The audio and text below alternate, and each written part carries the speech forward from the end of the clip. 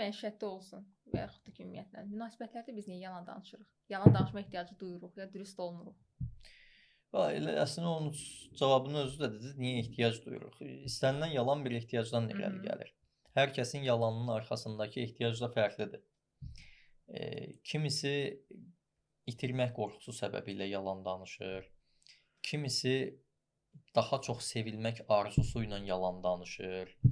Kimisi içindəki müəyyən emosional boşluğu doldurmaq, onu yaşamaq üçün olmayan bir şeyin təəssüratını yaradır. Sadəcə münasibətlərdə deyil, həyatımızın müxtəlif sahəsində, istənilən sahəsində, məsələn, adamın göstərdiyi ilə, özəlliklə də bu sosial şəbəkə dövründə bu daha çox çıxır da bizim qarşımıza. Yəni sosial şəbəkədə göstərdiyi ilə reallıqda yaşadığı həyat tamamilə fərqlidir. İndi yaxından tanıyan adam bunu görür, o təbii ki. Ekran arxasındakı insan isə bunu görmür dəqiqliklə. Bu nəyə görə olur?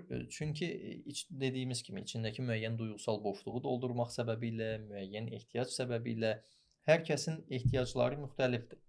Ona görə də kimin nəyə ehtiyacı varsa, o ehtiyacı reallıqda yarada bilmədiyinə görə istəyir süni şəkildə yaratsın. Ona görə də başlayır atdığı ən sadə, bəsit variant nədir? Yalan danışmaq, yalan danışır.